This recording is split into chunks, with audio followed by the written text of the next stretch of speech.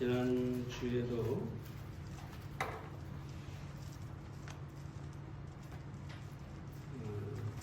지난주가 아니고 창세기 23장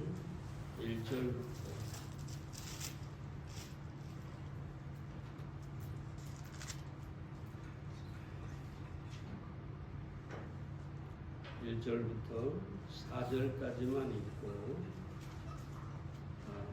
23장 전체에서 살펴보겠습니다. 사라가 127세를 살았으니 이것이 곧 사라의 학년이라. 사라가 가나안 땅 헤브론 곧 기럇 아르바에서 죽음에 아브라함이 들어가서 사라를 위하여 슬퍼하며 애통하다가 그 시체 앞에서 일어나 나가서 헷 족속에게 말하여 가로되 나는 당신들 중에 나그네요 우거하는 자니 청컨대 당신들 중에서 내게 매장지를 주어 소유를 삼아 나로 내 죽은 자를 내어 장사하게 하시오.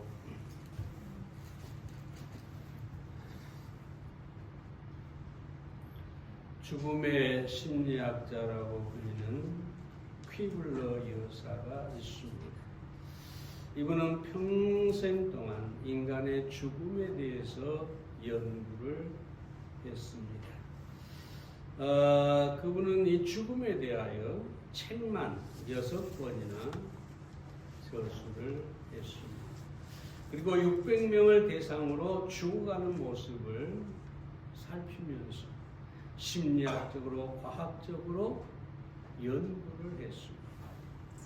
그럼에도 그녀는 죽음 자체를 이해하거나 설명할 수가 없었습니다. 그래서 그녀는 죽음을 이렇게 결론을 내렸습니다. 죽음은 신비다. 신비.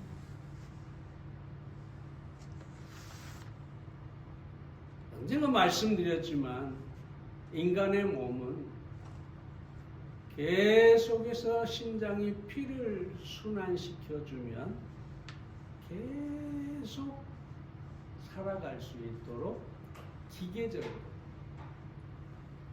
영원히 살 수 있도록 만들어졌다는 거죠. 하나님께서 원래 그렇게 창조하셨습니다. 그런데 인간은 죽는다는 것이죠. 어느 날 그 기계가 작동을 멈춰버린다는 거죠. 그래서 이분이 이걸 잘 살펴보면서 심리학적으로 과학적으로 설명을 하려고 했는데 결국은 알 수가 없었어요. 죽음은 신비입니다. 그러나 성경은 뭐라고 합니까? 명확하게 대답을 하지. 성경은 죄로 말미암아 인간이 죽고 하나님의 심판 아래 서게 되며 구원받지 않는 사람은 영원한 지옥에 던져지게 된다. 이것이 둘째 사망이다. 그렇게 말했습니다. 결국 죄의 원인은 죽음의 원인은 죄이고 그 죄로 말미암아서 우리는 심판까지 받게 되는 것입니다. 오늘 본문에 보면 이 사라가 127세를 살았다고 합니다. 장수한 것이죠. 127세. 물론 아브라함은 그보다 이미 더 살았어요. 왜냐하면 사라와 10살 차이니까. 사라가 죽을 때 아브라함은 벌써 137세였던 것이죠. 어찌됐든 이 사라가 죽었고 그래서 아브라함은 에그론이라는 사람에게 막벨라 굴을 사서 사라를 거기에 장사했다라고 말하고 있습니다. 오늘 이 23장에서 우리는 몇 가지 교훈을 찾아보고자 합니다. 첫째로 아브라함은 사라의 죽음을 애통했습니다. 2절 말씀을 다시 보면 사라가 가나안 땅 헤브론 곳 기럇 아르바에서 죽음에 아브라함이 들어가 사라를 위하여 슬퍼하며 애통하다가 그렇게 얘기합니다. 여기서 슬퍼하며라는 말은 사파드라는 말인데 가슴을 치며 크게 통곡을 했다. 그런 뜻이고 애통하다가라는 말은 박하라는 말인데 스스로의 감정을 억누르며 눈물을 흘린다. 그런 뜻입니다. 여러분, 아브라함에게 사라는 인생의 동반자였죠. 갈대아 우르를 함께 떠났고 낯선 땅 타양 땅에서 기근과 핍박을 함께 겪기도 하고 무엇보다 아브라함에게 이삭이라는 아들을 낳아 주었습니다. 적어도 이들의 결혼 생활은 100년이 넘었다고 알 수가 있습니다. 100년이 넘었다. 어떤 사라 부부가 80년을 부부로 살았다고 이게 뭡니까? 기록하는 거? 기네스북에 올랐다. 근데 아브라함은 그보다 적어도 몇십 년을 더 살았어요. 부부로. 여러분, 아브라함은 정말로 이 사라의 죽음 때문에 슬퍼했습니다. 배우자의 죽음은 인간이 겪는 상실감 중에 가장 크다고 합니다. 물론 다 그런 건 아니죠. 어떤 사람은 아내가 죽으니까 슬퍼하는 척 하다가 화장실에 가서 신문을 펴놓고 웃었다든지. 다 그런 건 아니에요. 아브라함처럼. 근데 이 배우자가 죽었을 때 대부분 이 상실감을 갖게 되는데, 제가 몇 가지 말씀을 드리면 뒤에서부터 말씀드립니다. 인간이 스트레스 지수가 높은 것이 있는데 결혼이라고 합니다. 결혼 50%라고 하네요. 여러분, 결혼이라고 하는 것은요, 행복해야 되는데 행복만큼 부담이 있고 미래에 대한 불확실성으로 스트레스를 받게 된다는 것이죠. 이 결혼에 대한 스트레스는 심지어 사람이 직장을 잃는 스트레스하고 같다고 합니다. 네 번째는 건강입니다. 건강에 대한 스트레스 지수는 53%라고 하는데, 건강에 대한 염려 또는 병이 들었을 때 자연스럽게 사람은 부정적이 되고 압박을 받게 되고, 그래서 53%라고 합니다. 세 번째는 감옥살이가 스트레스가 더 크다고 하는데 그 지수가 63%라고 합니다. 감옥살이. 곧 누가 감옥에 갈지도 모르겠습니다만, 이 감옥살이가 얼마나 스트레스가 심하냐. 주변 사람이 죽는 것과 동일하다. 그만큼 이 감옥살이가 힘들다는 것이죠. 우리는 그런 일이 없어야 되겠습니다. 두 번째는 이혼입니다. 73%입니다. 이혼이라고 하는 것은 두 사람이 그냥 단순히 헤어지는 것이 아니라 찢어지는 것입니다. 왜냐하면 결혼은 한 몸이 되는 것이기 때문에 이 두 사람이, 이 한 몸이 나누어진다는 것은 찢어지는 것이고, 그래서 그만큼 스트레스가 크다는 것이죠. 그러면 첫 번째 가장 높은 스트레스는 뭐냐? 여러분이 짐작하시겠지만 배우자의 죽음이라고 합니다. 100%라고 합니다.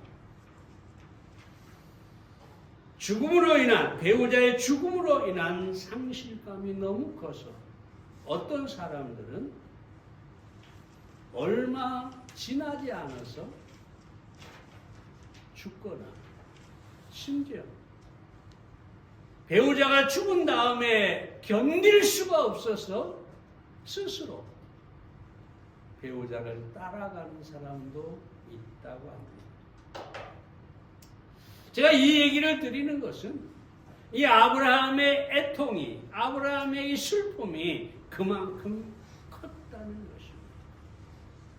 100년 이상을 함께 살아온 아내가 죽었을 때 아브라함은 견디기 힘든 그런 상실감을 갖게 되었을 것입니다. 더구나 아브라함은 자기 아내를 룩이라고 했다가 빼앗길 뻔도 하고 평생을 유목민으로 살면서 단 한 번도 집을 지어주거나 안정된 한 곳에서 안정된 삶을 살지를 않았어요. 끝없이 옮겨 다니며 살았어요. 아마 이 아브라함에게 사라에 대한 슬픔, 고통이 있었던 것은 이런 여러 가지 사실, 특별히 첩을 얻었잖아요. 그래서 굉장한 후회가 있었을 겁니다. 그래서 더 아파하고 더 힘들었을 것이라는 생각이 듭니다. 독일의 문호 요한 볼프강 괴테라는 분이 이런 얘기를 합니다. 결혼한 한 쌍이 서로에게 지는 빚의 합은 계산을 불사한다. 계산할 수 없다. 그 말이죠. 그것은 전 영원을 통해서만 갚아질 수 있는 무한의 빚이다. 결혼이라는 것은 부부가 서로에게 빚진 것이라는 거예요. 저는 여기서 여러분에게 말씀드리고 싶은 것은 부부는 그래서 서로에게 빚진 자처럼 살아야 합니다. 내가 빚을 갚는다라는 심정으로 배우자를 섬기고 배우자에게 선을 행해야 한다는 것입니다. 오메가 포인트에서 생각하라고 제가 늘 가끔은 장례식장에서 말씀을 드리는데 오메가 끝이죠. 마지막이죠. 그래서 우리가 서로를 바라볼 때 죽음 앞에서 바라볼 수 있다면 내 아내가 죽는다, 내가 죽는다, 이 서로가 서로의 죽음을 생각하다 보면 살아있는 동안 빚진 자처럼 배우자에게 선을 행할 수 있다는 것입니다. 자, 여러분. 아까 제가 말씀드렸습니다마는 80년 동안 이 결혼 생활을 유지해서 기네스북에 올라간 이 사람, 퍼시 에로스미스라는 사람입니다. 에로스미스. 그리고 부인은 플로렌스라는 사람인데 이분들이 인터뷰를 하면서 여러 가지 얘기를 했는데 마지막 얘기가 뭐냐?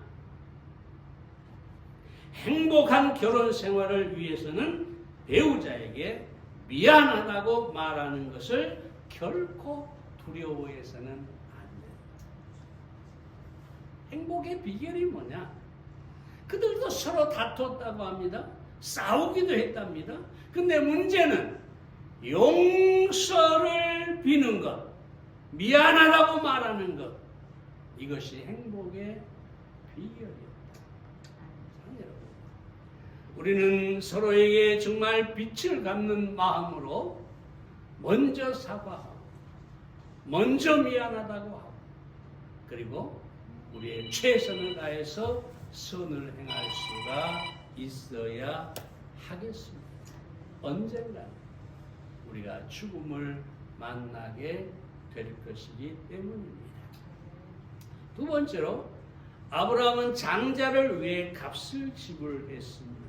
장지를 위해서. 장자가 아닙니다. 장지를 위해서. 2절 말씀을 봅니다. 나는 당신들 중에 나그네여 우구하는 자니 청컨대 당신들 중에서 내게 매장지를 주어 소유를 삼아 나로 내 죽은 자를 내어 장사하게 하시오. 아브라함이 사라가 죽자 제일 먼저 한 일이 뭐냐? 매장지. 그러니까 사라를 안치할 매장지를 찾는 거였어요. 그런데 아브라함이 물론 평소에 잘 봐두었겠지만 막벨라 굴을 살려고 했습니다. 이 막벨라라는 말은 두 개의 동굴로 이루어진 그런 굴이라는 것입니다. 그런데 이 소할의 아들 에브론이라는 사람이 그 막빌라 굴과 그 굴을 포함하고 있는 밭을 아브라함에게 무상으로 주려고 합니다. 주려고 해요. 근데 아브라함은 참 놀라운 사람이에요. 이게 웬 떡이냐, 웬이 하고 덥석 받지를 않아요. 우리가 14장에서도 볼 수 있지만 항상 소돔 왕이 네가 가서 그 포로를 잡아오고 네가 전쟁에 나가서 그 가져온 이 노획물들을 소돔 왕의 것을 다 가지라고 하죠. 근데 소돔 아브라함이 뭐라고 합니까? 절대 가질 수가 없다고 그러죠. 네가 나를 부자가 되게 했다. 아니라는 거죠. 축복하시는 분은 하나님인데 그러면서 그걸 돌려주죠. 여기서도 마찬가지예요. 받지를 않아요. 그래가지고 값을 주고 샀는데 은 400세겔을 주고 샀어요. 이 키로수로 말하면 456kg, 4.56kg 죄송합니다. 1200 돈으로 세면 금 한 돈 두 돈 하죠. 1200돈이라고. 요즘 은의 가치가 없지만 당시의 은은 돈과 같아서 가치가 큰 것이었죠. 그래서 그걸 지불하고 산다고 하고 또 그렇게 했습니다. 그럼 왜 이 막벨라 굴을 돈을 지불하고 샀을까요? 먼저는 소유권을 확실하게 하기 위해서입니다. 여기 보면은 성문에 들어오는 모든 자가 듣는데, 그러니까 많은 사람들 앞에서 돈을 주고 거래를 해서 이 땅은 내 소유다. 확실하게 그렇게 한 것이죠. 왜냐하면 아브라함은 유목민으로 떠돌아다니면서 살았기 때문에 확실한 계약이 아니면 그것을 내 땅이다, 내 소유다 라고 말하기가 어려웠을 것입니다. 그래서 그걸 확실하게 하기 위해서 뿐만 아니라 다음으로 자기의 자손들이 하나님이 주신 기업을 애착하게 하기 위해서 하나님께서 이 아브라함에게 가나안 땅을 이미 약속하셨지만 아브라함에게 그 어떤 땅도 소유권이 한 번도 없었어요. 평생을 가나안 땅에 살았지만 단 한 평의 땅도 아브라함에게 소유권이 없었어요. 근데 이 막벨라 굴을 소유권으로 삼음으로써 거기에 그것을 장지로 삼음으로 그의 모든 후손들이 그 그 땅에 대한 그리고 가나안 땅에 대한 사모함을 갖게 하려고 했던 것이죠. 우리가 잘 아는 좀 이삭은 그래서 그 땅을 떠나지 않고 살다가 이 막벨라 굴의 아내 리브가를 장사하고 자신도 거기에 묻혔습니다. 야곱은 밧담 아람에서 돌아와서 레아가 죽자 그곳에 장사를 했습니다. 그리고 자신도 애굽에 가서 살았죠. 야곱은 요셉이 살아있다. 그래서 애굽에 가서 살다가 유언을 하는데 나를 어디다? 이 조상의 묘 아브라함이 묻힌 그 막벨라 굴에 나를 장사하라고 합니다. 뿐만 아니라 요셉도 애굽의 총리로 살았지만 유언을 하지. 내 해보를 가지고 올라가. 어디다 장사하라는 것이 있을까요? 바로 아브라함이 묻힌 그곳에 나도 묻으라는 것이죠. 출애굽기 13장 19절에 보면 출애굽할 때 모세가 요셉의 해골을 가지고 가나안 땅으로 간 것을 우리가 보게 됩니다. 여기서 우리는 생각을 해야 합니다. 아브라함이 막벨라 굴을 값을 지불하고 산 것은 그의 후손들이 그 땅을 잊지 않게 하려는 것이었습니다. 밧담 아람에 살든 저 애굽에 살든 어디에 가서 살든 반드시 그 땅으로 돌아와 하나님이 약속하신 그 땅을 저들이 받기를 원했던 것이죠. 그럼 우리가 신앙적으로 좀 생각을 해 보겠습니다. 미국에서 목회하는 목사님이 한번 저희 교회를 찾아와서 전라북도 고향을 가자고 해서 제가 모시고 갔어요. 근데 그분이 그 고향을 참 수십 년 만에 와가지고 찾기가 힘들어 하더라고요. 근데 어찌해서 결국은 찾았어요. 근데 뭘 보려고 거기까지 갔느냐. 자기 아버지가 미국으로 이민을 가기 전에 그 마을에 교회당을 건축했는데 자기 논을 팔아서 자기 논을 팔아서 그 교회당을 지었다. 그러면서 그 교회를 결국은 찾아가지고 그 교회에서 한참이나 기도하고 또 생각하는 것을 보았습니다.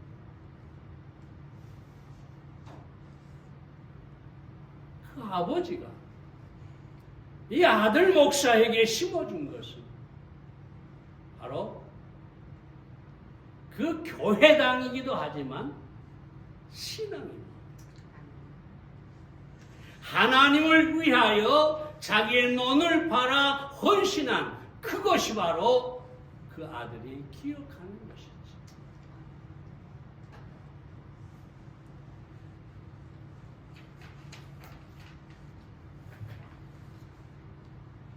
자, 주보에 잠깐 착각했었습니다만 조지 포먼이라는 권투 선수가 나이 40살이 돼가지고 모하마드 알리에게 패해가지고 권투계를 떠났어요. 45세에 다시 링에 복귀를 했는데 26살에 마이클 무어라라고 하는 유명한 권투 선수와 싸웠습니다. 모든 토박사들은 다 조지 포먼이 진다. 여기에 돈을 걸었어요. 근데 이 조지 포먼이 경기를 이겨버렸어요. 그리고 당당히 45세의 챔피언이 됐어요. 얼마나 대단합니까? 근데 그때 당시에 이분이 목회를 하고 있었어요. 그 교회 어떤 건물을 짓기 위해서 권투에 뛰어든 것이죠, 다시. 근데 저는 그 딸이 한 말에 감동이 돼서 말씀을 드리는 것입니다. 그녀는 자기 아버지에 대해서 이렇게 얘기합니다. 아버지에게 권투도 중요하지만 무엇보다도 아버지 삶에서 중요한 것은 하나님을 찬양하는 것입니다. 하나님을 경배하는 것입니다. 바로 그것이 아버지에게 가장 중요한 일입니다. 아브라함이 막벨라 굴을 사서 그의 모든 후손들이 가나안 땅을 잊지 않게 한 것처럼 이 조지 포먼은 자기의 딸, 자기의 자식들에게 하나님을 찬양하는 그 신앙을 심어준 것입니다. 또 도스토옙스키가 이런 얘기를 해요. 좋은 기억, 특별히 어렸을 때의 가정생활에 있어서 귀한 기억처럼 장래에 깊은 감화를 주는 것은 없다. 귀하고 성스러운 기억은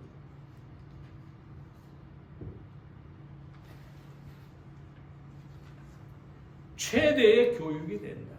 그런 기억이 많은 사람은 최후까지 인생길을 바로 걸을 수 있다. 그런 기억이 단 하나만 있어도 그 영혼은 기억할 수 있다. 그리고 그 한 가지 기억이 그를 많은 죄악 가운데서 건질 수가 있다.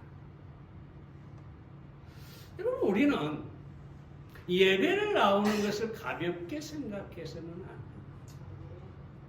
우리가 예배를 나온 것은 우리의 자식들이 보고 나중에 그 손자, 손녀들이 보고 많은 그런 후손들이 우리가 예배드리고 주님을 섬기고 헌신하고 이 찬양하고 경배하는 이 모든 것을 다 보게 되지.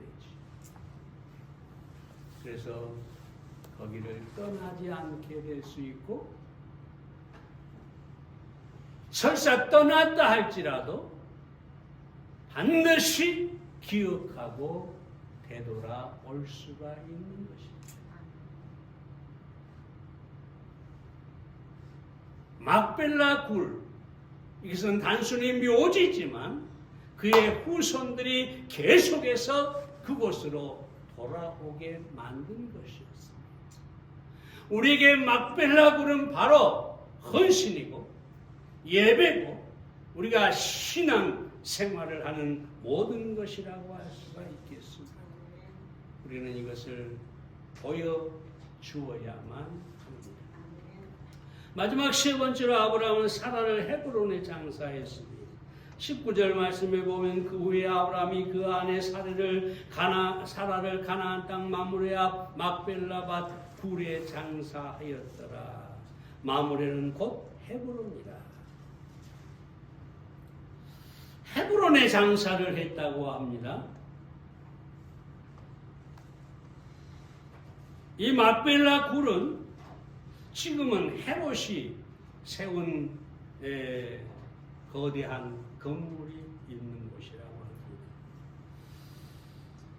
합니다. 6.1 전쟁 이전까지 이스라엘은 이 땅을 얻지를 못했는데 6.1 전쟁 후에 지금은 유대인들이 이 땅에서 살고 있다고 합니다. 그래서 말씀드리고 싶은 것은 뭐냐면 헤브론은 연합이라는 뜻입니다. 연합.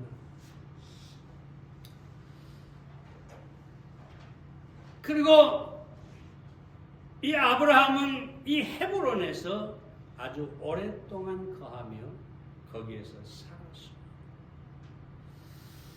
여러분, 여기서 여러분에게 말씀드리고 싶은 것은 뭐냐 하면 사라는 죽었지만 그 죽음이 헤브론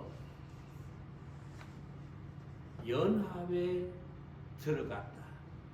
이걸 영적으로 생각하면 사라는 죽었지만 하나님과의 완전한 연합에 들어갔다. 이렇게 생각해 볼 수가 있는 것입니다. 사랑하는 여러분, 죽음은 끝이 아니죠. 연합입니다. 하나님과 연합하는 것이죠.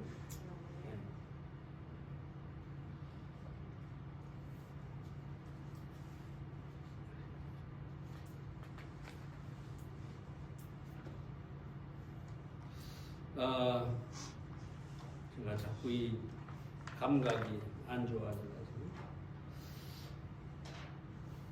한 장을 넘겼는지 두 장을 넘겼는지 소설 25시의 작가 게오르구가 우리나라를 방문했는데 한 번은 시골을 여행하다가 산비탈에 올망졸망 이 잔디가 덮인 이 벙긋한 것을 보고 저게 뭐냐? 그러니까 저기는 죽은 사람을 장사한 곳입니다. 무덤입니다. 그래서 이분이 세상에 살다가 귀속하는 인간들의 마지막 길에 가장 바람직한 형태가 한국의 무덤이라고 했다고 합니다. 요즘은 땅이 부족해가지고 하도 무덤이 많으니까 요즘은 화장을 합니다. 어쩌면은 흙에서 났으니 흙으로 돌아가라 하신 그 말씀대로 우리나라의 무덤이 가장 바람직한 형태 중에 하나다. 그래서 나중에 저는 유언을 할 때 나를 화장시키지 마라. 끔찍하다. 나를 그냥 땅에 무덤에 장사해다오. 이렇게 유언하려고 하는데 그때까지 그게 법에 저촉이 안 될지 모릅니다.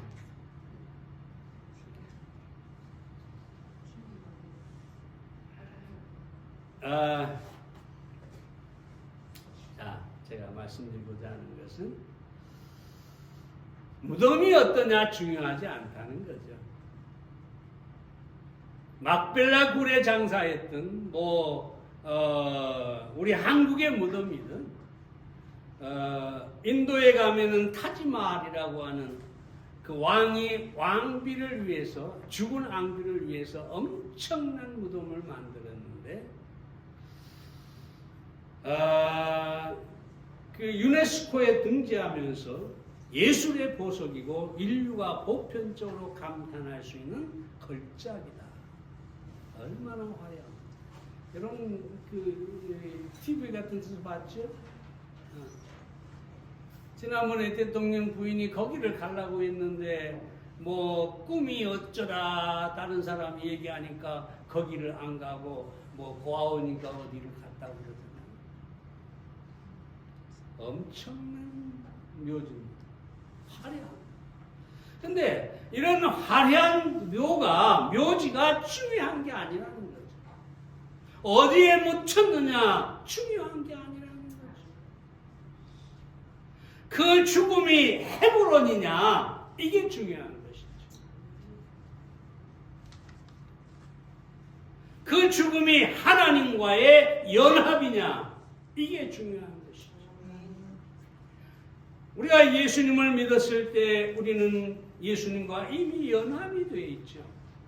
요한복음 15장에 보면 포도나무와 가지의 비유가 나오는데 그 4절에 보면 내 안에 거하라 나도 너희 안에 거하리라.